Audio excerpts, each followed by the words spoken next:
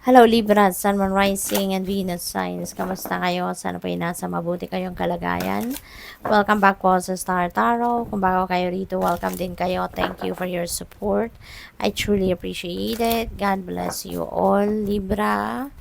Pauna mensahe po ninyo, when life gets difficult, get up, get dressed, and look yourself in the mirror and say, not today, kasi got this, diba? So, walang pagsusuko, walang pag-give up dito dapat, no? Yun ang iniimbita sa inyo ng message na to. Kahit mahirap, no, ang pinagdadaanan natin, ganun talaga ang buhay, 'di ba? Hindi walang journey, no, sa buhay na mas na tawag na madali, no. There's no easy life, 'di ba? At some point in our lives, lagi nating mararanasan na meron tayong difficult situations, meron tayong problema, merong mga obstacles, because that is part of life, no? Hindi kompleto ang buhay kung puro saya lang, puro sarap lang. Tsaka hindi rin naman natin ma-appreciate, no, na maganda, masaya, 'di ba? Kung hindi natin naranasan kung ano ang maging mahirap, maging difficult, maging ang tawag dito, maging problemado, 'di ba? Hindi natin ma-appreciate yung saya, yung ganda, yung success kung hindi tayo nakaranas ng gano'n. Kaya balanse lang talaga ang buhay, 'di ba? Balanse ang buhay. Pero yun lang, no? We need to get up, no? We need to fight, 'di ba? Harapin natin ang mga hamon ng buhay kasi diyan tayo matututo. Diyan tayo ah, nagiging matatag, maging matibay. Yun ang purpose, no, ng mga problema na yan. Yan ang purpose sa buhay natin, ng mga difficult situations na yan. Kasi parang yun ang nagfu-fuel sa atin para mas galingan pa natin, mas pag-igihan pa natin mga ginagawa natin, mas maging resilient tayo, mas maging matatag, matibay, 'di ba? Mas maging strong tayo, yung gano'n, no? So yun ang yung ano, yung pag pinaghuhugutan natin o yun ang pinanggagalingan natin kung bakit tayo nagiging matibay, kung bakit tayo nagiging mas magaling, 'di ba? Because dumaan tayo sa difficult situations. Kaya normal 'yun, no? This is normal. Parte 'yan ng buhay.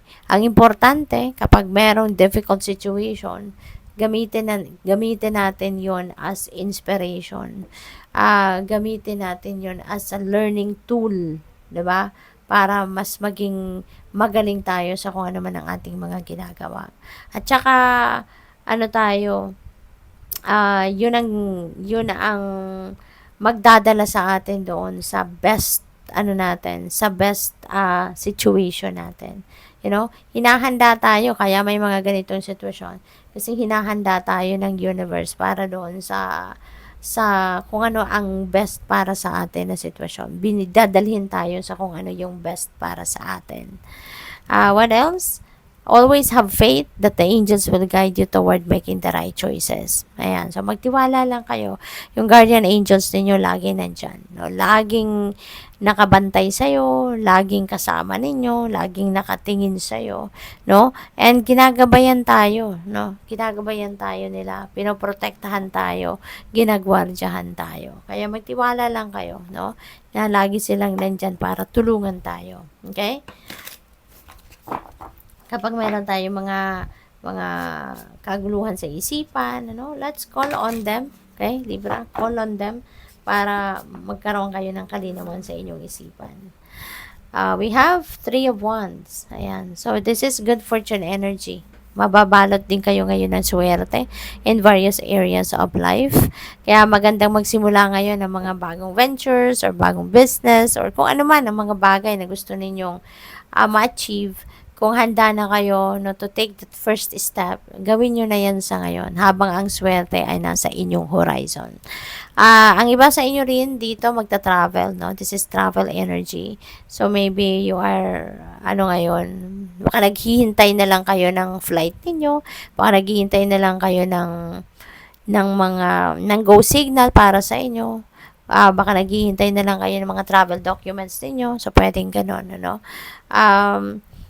Meron din ditong parang small successes na natatanggap ng iba sa inyo, Libra. Maybe unti-unti, nakikita nyo na or nakukuha nyo na, nararanasan nyo na yung tagumpay, no? Yung small successes, maliliit na tagumpay na kung ano man ang ginawa ninyo in the past. We have 10 of Wands. Wow. Bigat na bigat kayo rito. Mag-alsa balutan, no? Kasi nga, hindi nyo na to kaya. Kung ano man ang pinagdadaanan ninyo rito, no? Maybe this is trabaho or pamilya, mga responsibilidad, obligasyon, mga ganon. So, siguro, sobra-sobra na para sa'yo, no? Parang siguro matagal na kayo nagtiis, matagal na kayo nagtiyaga, no? Na akuin ang lahat ng ito. Pero ngayon, maybe, hindi nyo na kaya. Maybe it's taking a toll on you already. Napapagod na kayo.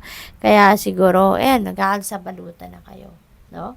So, kailangan ninyo siguro dito ng tulong, no? And when you feel like you need some help, then ask for help. Okay? Huwag ninyo suluhin. Always remember na we are all entitled for help. Kahit ka sobrang yaman, no, na kung sino man dyan, sobrang powerful, at some point, no, sa buhay nila, mangangailangan sila ng tulong ng iba. Kaya nga may kasabihan, diba, na no man is an island. Kasi at some point in our lives, meron at meron tayong puntong kakailanganin natin ng tulong ng iba. Kaya kung kailangan ninyo ng tulong sa ngayon, don't hesitate to ask for help. Okay? Huwag kayong magdalawang isip na humingi ng tulong sa iba. Strength, yan, you may need physical strength and inner strength para malagpasan ninyo ang hirap na to na pinagdadaanan ninyo. So that could be related to this 10 of Wands energy. You may need physical strength in order for you to do everything, no, na gusto ninyong tapusin, gusto ninyong gawin. And inner strength for you to be able to ask for help.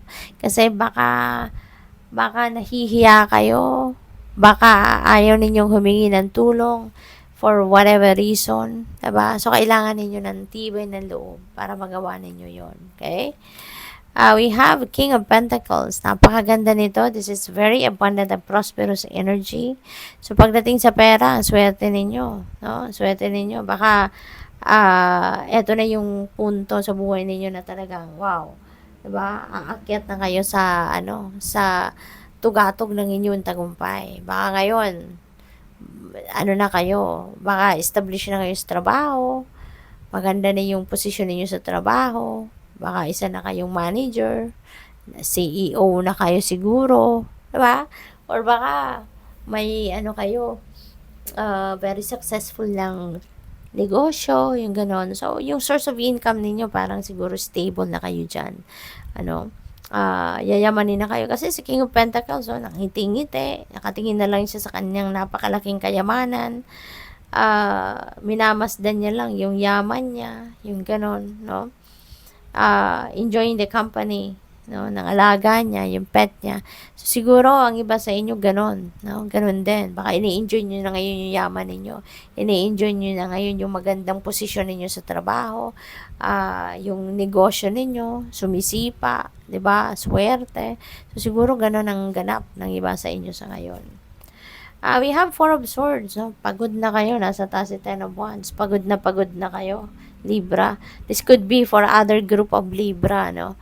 Baka ang iba sa inyo dito, hirap na talaga. So, you may need to take a time out, no? Take a time out muna from this hirap na pinagdadaanan ninyo. Magpahinga muna kayo.